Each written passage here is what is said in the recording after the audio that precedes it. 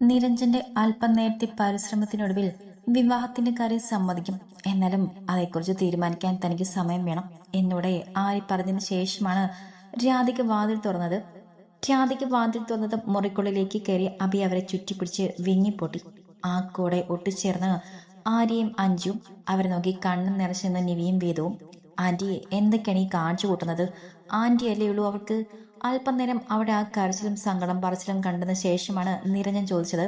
അതെ, ഞാനേ ഉള്ളൂ ഇവർക്ക് നല്ലതും ചീത്തയും പറഞ്ഞു കൊടുത്ത് നേർവഴിക്ക് കൊണ്ടുവരാൻ നോക്കുമ്പോൾ ഇങ്ങനെ മുഖം തിരിച്ചാ പിന്നെ ഞാൻ എന്ത് ചെയ്യും?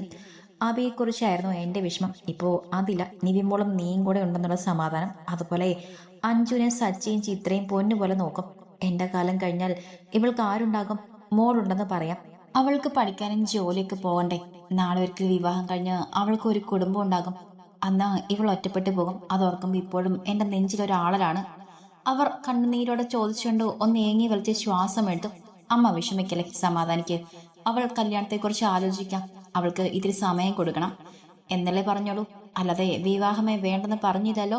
നിറഞ്ഞു തൂവുന്ന കണ്ണുകളോടെ അവരുടെ നെഞ്ചിൽ ചാഞ്ഞിരുന്ന ആര്യയ്ക്കൊപ്പം അവരെ കൂടെ ചേർത്ത് പിടിച്ചുകൊണ്ട് അഭി പറഞ്ഞു, ആന്റി ഈ ജ്യൂസ് കുടിക്ക്, എന്നിട്ട് സംസാരിക്കാം. ഇതിനിടെ നിവി ഓടിപ്പോയി ഒരു ഗ്ലാസ് ലൈം ജ്യൂസുമായിട്ട് വന്ന് വലത് തളർന്നു പോയ അവിടെ കയ്യിൽ കൊടുത്തോണ്ട് പറഞ്ഞു. അത് വാങ്ങി കുടിച്ചവർ ആശ്വാസത്തോടെ നെഞ്ചിൽ കൈ അമർത്തിയിരുന്നു. ഇപ്പോ ആശ്വാസം തോന്നുന്നുണ്ടോ ആന്റി? എഴുന്നേറ്റ് വന്നേ, നമുക്ക് എന്തെങ്കിലും കഴിക്കാം. ഇവിടെ എന്തെങ്കിലും കഴിക്കാനുണ്ടോ കുഞ്ഞി? എനിക്കും വിശക്കുന്നുണ്ട്. ചായ പോലും കുടിക്കാതെ ഇങ്ങോട്ട് ഓടി വന്നതാണ് ഞാൻ.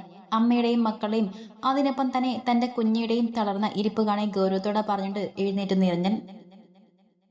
ഉപ്പുമാവ് ഉണ്ടാക്കിയിട്ടുണ്ട് ഏട്ടാ, പഴമുണ്ട്, ഞാൻ ചായയോടെ ഉണ്ടാക്കാം. നിവി മെല്ലെ നിരഞ്ജനോട് പറഞ്ഞിട്ട് അടുക്കളയിലേക്ക് പോയി. അവൾക്ക് പിന്നാലെയായി അഞ്ജുവും വേദവും. നിവിയും അഞ്ജുവും ചേർന്നുണ്ടാക്കിയ ഉപ്പുമാവ് പഴവും കൂട്ടിയാണ് എല്ലാവർക്കും ഒപ്പം ഇരുന്ന് നിരഞ്ജൻ കഴിച്ചത്. ഉപ്പുമാവ് ഇഷ്ടായി ഏട്ടാ? നിരഞ്ജന്റെ അടുത്തേക്ക് ചേർന്ന് നിന്നാണ് നിവി ചോദിച്ചത്. പിന്നിലെ നന്നായിട്ടുണ്ട്, നിരഞ്ജൻ പുഞ്ചിരിയോടെ പറഞ്ഞു. ഏട്ടൻ കഴിക്കുന്നത് നോക്കി സന്തോഷത്തോടെ നിവി ഇരുന്നു. ആര്യോടെ ഇനി കല്യാണക്കാര്യം ആരും പറയരുത് കേട്ടോ. അവൾക്ക് അതിന് സമയം വേണം, നമ്മളത് കൊടുക്കണം. നല്ലപോലെ ആലോചിച്ചൊരു തീരുമാനം എടുക്കട്ടെ അവൾ. രാവിലത്തെ കാപ്പിയോടിയൊക്കെ കഴിഞ്ഞ് കുറച്ചു നേരം എല്ലാവരോടും സംസാരിച്ചിരുന്ന ശേഷം പോകാനിറങ്ങുമ്പോൾ എല്ലാവരും ഇത് നോക്കിയാണ് നിരഞ്ജൻ പറഞ്ഞത്. ഇല്ല ഇല്ല മോനെ, ആലോചിക്കാമെന്ന് അവൾ പറഞ്ഞല്ലോ, അത് മതി. അവൾ നല്ലോണം ആലോചിച്ചൊരു തീരുമാനം എടുക്കട്ടെ. അടുക്കള വാതിൽക്ക് നിൽക്കുന്നവളെ ഒന്ന് നോക്കിയിട്ട് പറയുമ്പോൾ ജാതകിക്ക് കണ്ണു നിറഞ്ഞിരുന്നു. ആര്യെ, നാളെ മുതൽ ഷോപ്പിലേക്ക് വരുവല്ലോ അല്ലെ? അതോ ഇന്നിവിടെ ഇപ്പോ സംസാരിച്ച കാര്യങ്ങളോർത്ത് മടി പിടിച്ചിരിക്കുവോ? മുറ്റത്തേക്ക് ഇറങ്ങി നിന്നിട്ട് ഒരു ചെറു ചിരിയോടെ നിരഞ്ജൻ ചോദിച്ചു. ഞാൻ ഞാൻ വന്നോളാം. അവനെ നോക്കാതെ നിന്ന് വിക്കലോടെ ആര്യ പറയുന്നത് കേൾക്കെ വേദ് കണ്ണും വീഴ്ച അമ്മയെ നോക്കി. അയ്യേ, ഈ അമ്മയ്ക്ക് അങ്കിളിനെ പേടിയാണോ എന്നതായിരുന്നു ആ നോട്ടത്തിന്റെ അർത്ഥം. എന്നാ പിന്നെ ഞാൻ ഇറങ്ങി. വേദുവിന്റെ കവിളൊന്ന് തലോടി നിവയെ നോക്കി കണ്ണൊന്ന് ചിമ്മി എല്ലാവരോടുമായി പറഞ്ഞിട്ട് ഗേറ്റിന് പുറത്തെ പാർക്ക് ചെയ്തിരുന്ന കാറിനടുത്തേക്ക് നടന്നു നിരഞ്ജൻ. അമ്മ എന്താ ആരോടൊന്നും സംസാരിക്കാതെ മാറിയിരിക്കുന്നത്? അമ്മ എങ്ങനെ ഇരുന്നാ അവക്ക് വിഷമാവില്ലേ? ആരോടൊന്നും മിണ്ടാതിരിക്കുന്ന രാധികയുടെ അഭി പതിയെ തിരക്കി.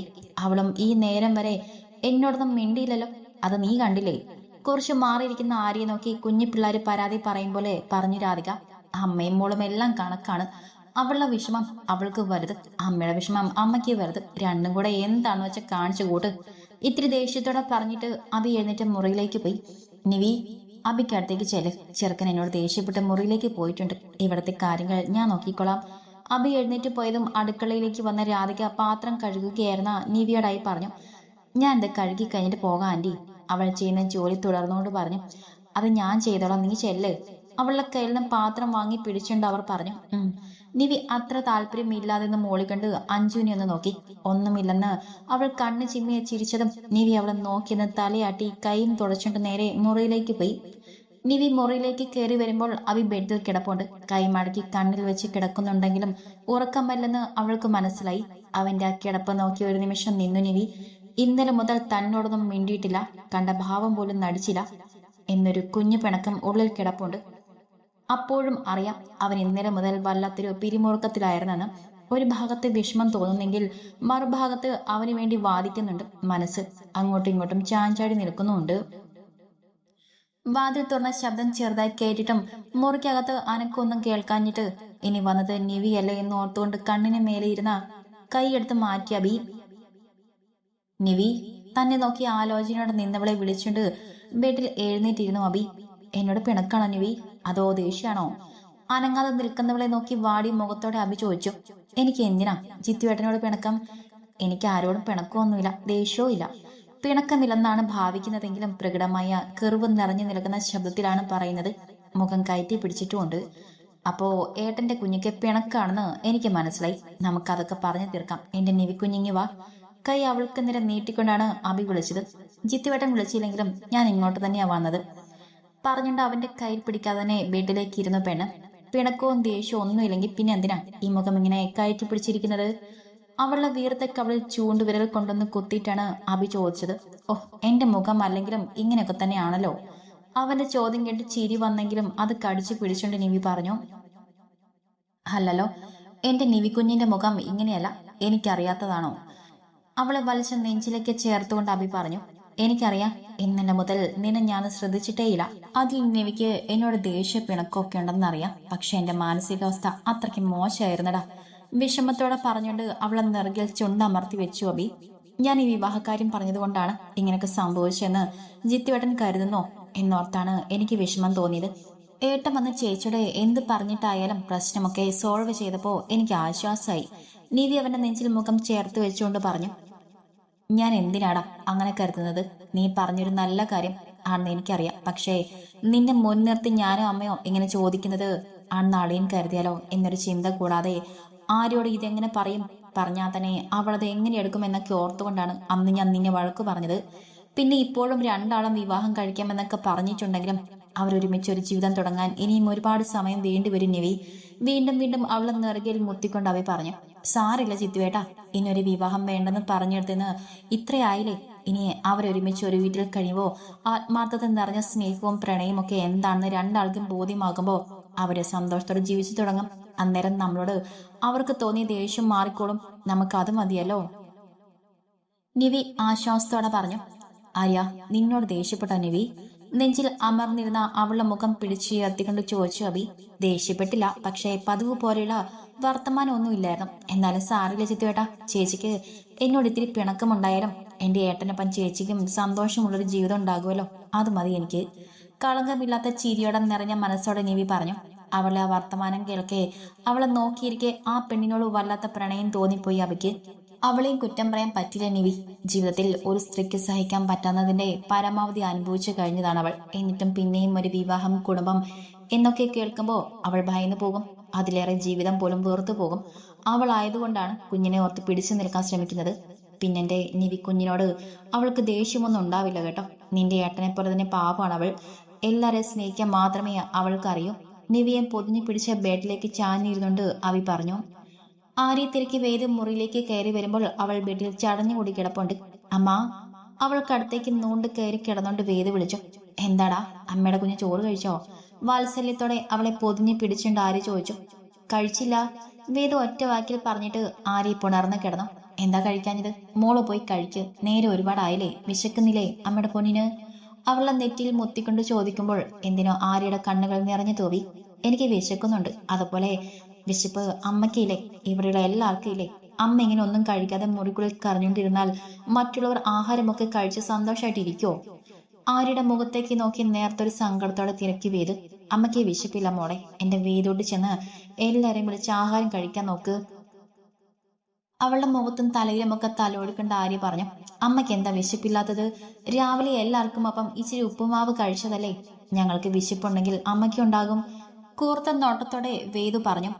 ആര്യൊന്നും മിണ്ടാതെ അവളുടെ മുഖത്തേക്ക് നോക്കി. എന്തോ ചിന്തിച്ച് കിടന്നതേയുള്ളൂ. അമ്മ. ആര്യം മിണ്ടാതെ കിടക്കുന്ന കാണെ വേദു വീണ്ടും വിളിച്ചു. ഏതോ ആലോചനയിൽ കിടന്നവൾ മെല്ലെ ഒന്നും മൂളി. അമ്മ, അമ്മയ്ക്ക് രഞ്ജു അങ്കിളിനെ ഇഷ്ടായില്ലേ? അങ്കിളിനെ കല്യാണം കഴിക്കാൻ ഇഷ്ടമില്ലേ? അതാണോ അമ്മയ്ക്ക് ഇത്രയും സങ്കടം? അങ്കിൾ നല്ലതാണമ്മ. എന്റെ ഫ്രണ്ടാണല്ലോ അങ്കിൾ. അമ്മയ്ക്ക് അറിയില്ലേ എനിക്ക് അങ്കിളിനെ എത്രമാത്രം ഇഷ്ടമാണെന്ന്? ആര്യയുടെ കവൾ തലോടിക്കൊണ്ട് ആ നെഞ്ചോട് ചേർന്ന് കിടന്ന് വേതൊട്ടി ചോദിക്കെ അവളൊന്ന് ഞെട്ടിപ്പിടഞ്ഞു. അമ്മയ്ക്ക് അച്ഛനെ മറക്കാൻ പറ്റാഞ്ഞിട്ടാണോ അങ്കിളിനെ ഇഷ്ടമാവാത്തത്? അമ്മ ഒന്നും മിണ്ടാതെ തന്നെ നോക്കി കിടക്കുന്നത് കാണി ആ കുഞ്ഞിപ്പെണ്ണ് വീണ്ടും ചോദിച്ചു. എന്താ വേദു നിനക്ക്? ഇതൊക്കെ നിന്നോട് ആരാ പറഞ്ഞേ? കുഞ്ഞു വായിൽ വലിയ വർത്തമാനമൊന്നും പറയണ്ട കേട്ടല്ലോ. നിറഞ്ഞിന്റെ കാര്യം വേദു എങ്ങനെ അറിഞ്ഞെന്ന് ഓർത്തൊരു പകപ്പോടെ. അവൾക്ക് അയാളെ അത്രയ്ക്ക് ഇഷ്ടമായിരുന്നോ? എന്തെങ്കിലും അയാൾ കാരണം ആ കുഞ്ഞു മനസ്സ് നോവോ? നിമിഷം നേരം കൊണ്ട് എന്തൊക്കെ ചിന്തിച്ചു കൂട്ടിക്കൊണ്ട് ആര്യ പറഞ്ഞു. ഞാൻ വലിയ വർത്തമാനം പറഞ്ഞതല്ലമ്മ. എനിക്ക് അമ്മ അങ്കിളിനെ കല്യാണം കഴിക്കുന്നത് ഇഷ്ടമാണ്. അങ്കിൾ നല്ലതാണമ്മ. വേദുവിന്റെ അച്ഛനെ പോലെ ചീത്തയാളല്ല. ഒട്ടും പതറാതെ ആരോട് പറഞ്ഞു വേദു. നമ്മൾ മാത്രം പോരെ വേദു. അവളെ അടക്കി പിടിച്ചിട്ട് വിങ്ങലോടെ തിരക്കി അറിയാം. പോരമ്മ, അമ്മ കല്യാണം കഴിക്കണം. അത് മറ്റാരെയും വേണ്ട, രഞ്ജു അങ്കിളിനെ തന്നെ മതി. അങ്കിൾ കൂടെ ഉണ്ടെങ്കിൽ നമ്മൾ ഹാപ്പി ആയിരിക്കും. എനിക്ക് എന്ത് സങ്കടമാണെങ്കിലും സന്തോഷമാണെങ്കിലും എൻ്റെ മുഖത്ത് നോക്കിയാൽ തന്നെ അങ്കിളിന് മനസ്സിലാകും. ഞാൻ പറയാണ്ട് തീരുമാനിച്ച കാര്യം പോലും അങ്കിളിൻ്റെ അടുത്തുനിന്ന് ചോർത്തിയെടുക്കും അമ്മ. പറഞ്ഞിട്ടെന്തോ ഓർത്ത് വാ പൊത്ത് ചിരിച്ചു പെണ്ണ്. അത് മാത്രമല്ലമ്മ, അങ്കിളുണ്ടല്ലോ, കാല് വയ്യാത്ത ആളല്ലേ. ഇപ്പോഴും ഇടയ്ക്കിടയ്ക്ക് കാൽ നീര് വരും, വേദനയുണ്ട്. അതിനുള്ള മരുന്നൊക്കെ വിനി ഡോക്ടർ കൊടുത്തിട്ടുണ്ട്. പക്ഷെ അതൊന്നും അങ്കിൾ കൃത്യമായിട്ട് കഴിക്കില്ല. ഞാൻ ചോദിച്ചപ്പോൾ പറഞ്ഞതാണ്. എന്നിട്ട് പറയാണ്, കുഞ്ഞോട് പറയല്ലേ വേദമോളെ എന്ന്. പാവല്ലേ അമ്മ അങ്കിൾ. നമ്മൾ കൂടെ ആണെങ്കിൽ അങ്കിൾ മരുന്നൊക്കെ കഴിച്ച് മിടുക്കനാകും. തന്നെ പകച്ചു നോക്കുന്ന അമ്മയുടെ നിരഞ്ജനെ കുറിച്ച് ആ കുഞ്ഞിപ്പെണ്ണ് വാ തോരാതെ പറഞ്ഞു. ഇന്ന് വരെ പ്രവീണിനെ കുറിച്ച് അവൾ ഇങ്ങനെയൊന്നും പറഞ്ഞിട്ടില്ല. അയാളോട് ഒരു പരത്തിൽ കവിഞ്ഞ സ്നേഹപ്രകടനം നടത്തിയിട്ടില്ല. തിരിച്ച് അവളുടെ അച്ഛനാ ആൾക്ക് മോളോട് സ്നേഹമുണ്ടെന്ന് തോന്നിയിരുന്ന അവൾക്ക് വേണ്ടി എല്ലാം ചെയ്തു കൊടുത്തിരുന്നു. പക്ഷെ ഒരിക്കലും അവളെ ചേർത്ത് പിടിച്ച കാര്യങ്ങൾ ചോദിച്ചിട്ടില്ല. മറയില്ലാതെ വേദമൊന്നും അയാളോട് പറഞ്ഞിട്ടുമില്ല. അതിനർത്ഥം അവൾ സ്വന്തം അച്ഛനേക്കാൾ ആ മനുഷ്യനെ സ്നേഹിക്കുകയും വിശ്വസിക്കുകയും ചെയ്യുന്നുവെന്നാണോ? നാളെ ഒരിക്കൽ അത് അങ്ങനെ അല്ലാതായാൽ എന്റെ കുഞ്ഞ് ഒരുപാട് വേദനിക്കില്ലേ? ആശങ്കയുടെ ഓർത്തു അറിയാം. അമ്മ എന്താ ഒന്നും പറയാത്തത്? നിന്റെ രഞ്ജുവങ്ങൾ നിന്നെ എന്നും ഇങ്ങനെ നോക്കുന്ന മോൾക്ക് ഉറപ്പുണ്ടോ? ആര്യ അവളോട് മറുചോദ്യമാണ് ചോദിച്ചത്. ഉണ്ടെന്നോ? അമ്മയ്ക്കൊന്നും അറിയില്ല. എന്നെ കുഞ്ഞെന്നാണ് അങ്കിൾ ഒരിക്കൽ വിളിച്ചേ. അപ്പൊ ആ മനസ്സിൽ ഞാൻ അമ്മായിയെ പോലെയല്ല. ആ എന്നെ എപ്പോഴേലും മാറ്റി നിർത്തോ? വേദം നിറഞ്ഞ ചിരിയോടെ തിരക്കി.